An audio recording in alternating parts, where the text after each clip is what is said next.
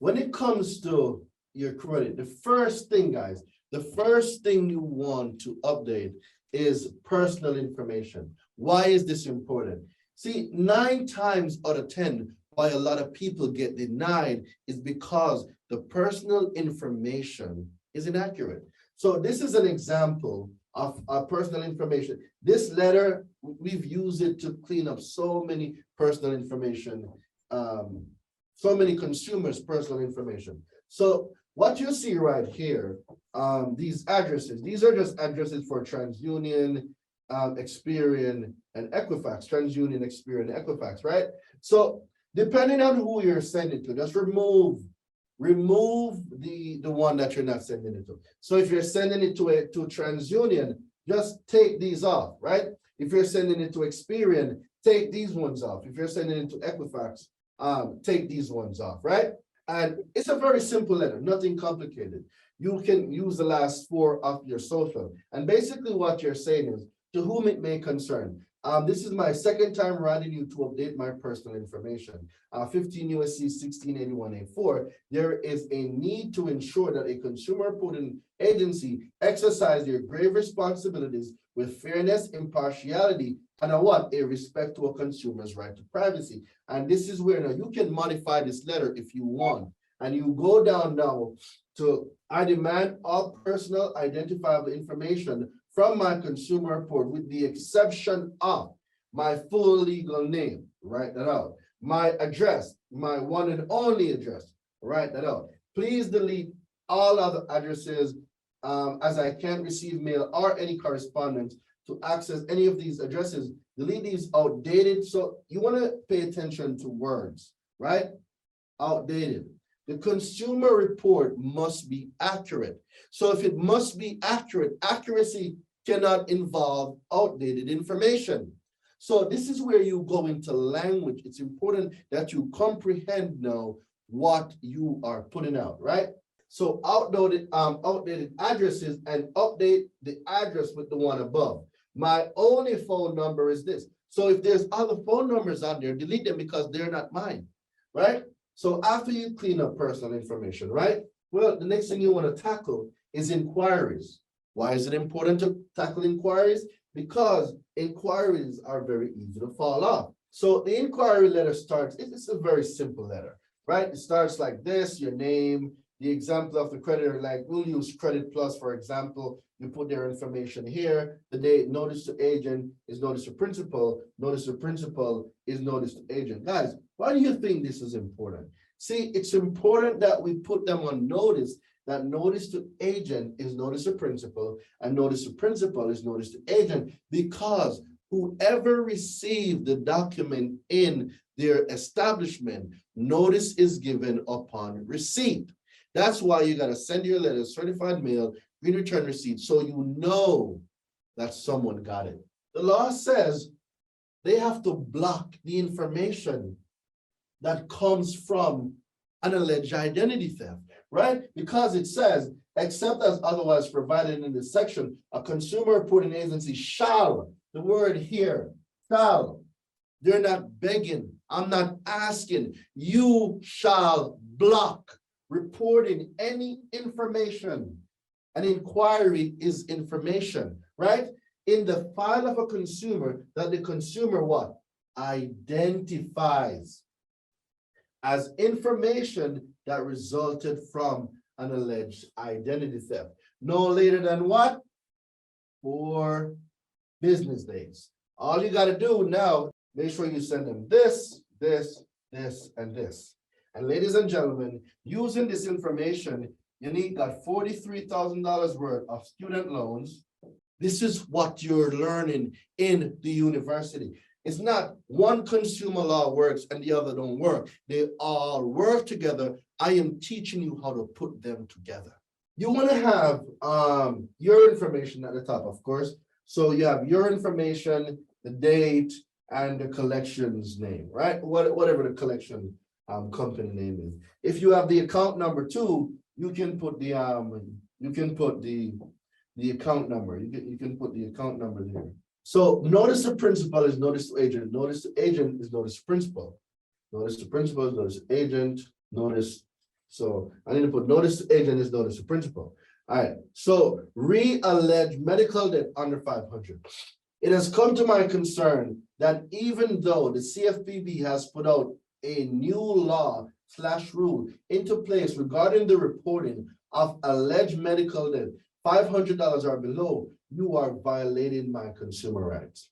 The below account is reporting, you put the amount here, on my consumer report that clearly the CFPB says that these accounts must be deleted from the consumer credit reports.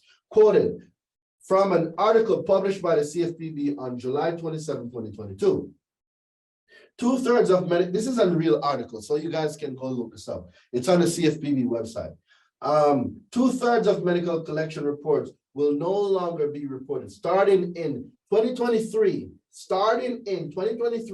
medical collection trade lines less than $500 will no longer be reported on consumer credit reports. Medical bills under $500 are significantly more likely to remain on bills on a consumer report for longer than medical bills over $500.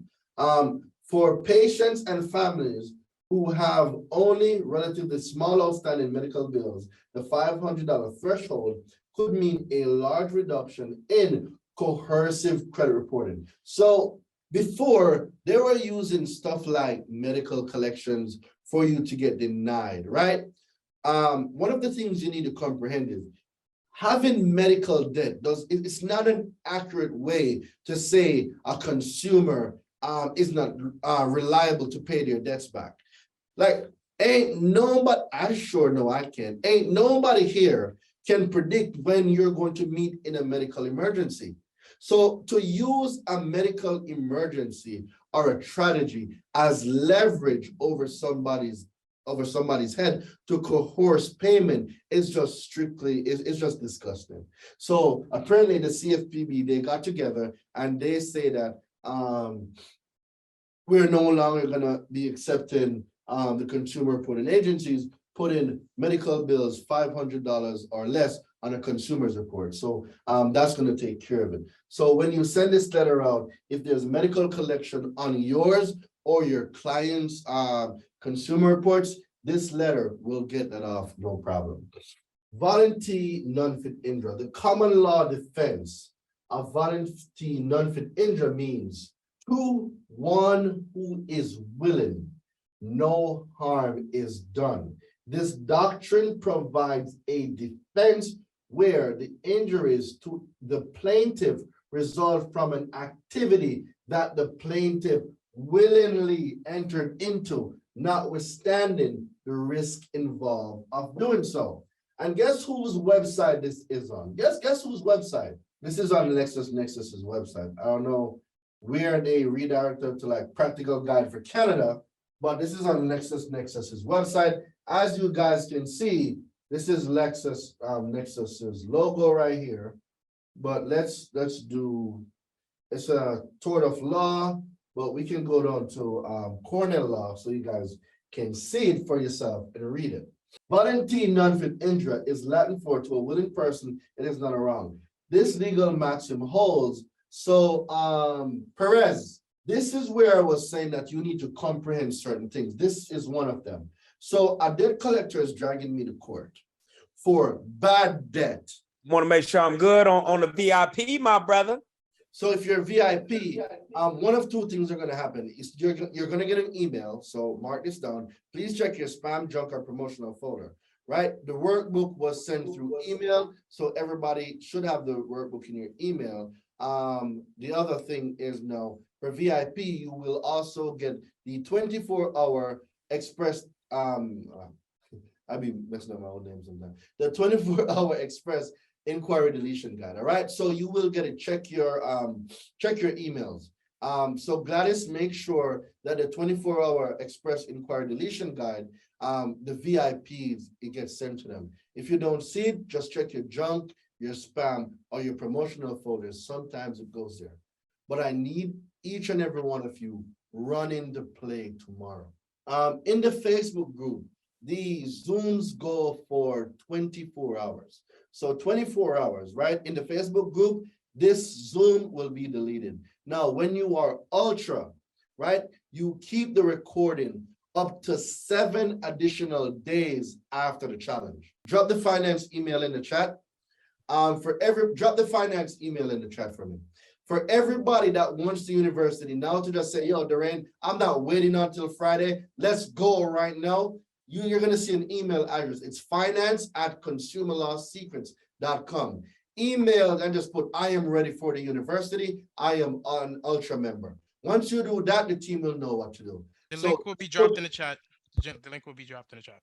Yeah, it's right there. The email is right there. So you see finance@consumerlawsecrets. Also, Gladys, Giselle, could you also put it in the Facebook group if anybody inside the Facebook group also wants to take advantage of it? Like Doreen, I'm not waiting until Friday. I want to go right now. Please drop the email. It's finance@consumerlawsecrets. All you need to do is put, I am ready for the university. I am ultra. I need my 50%. Let's go. Let's go. Let's go. Let's go. All right. So everyone, have an amazing day. See y'all tomorrow. Do the homework. Peace out. Okay. Peace.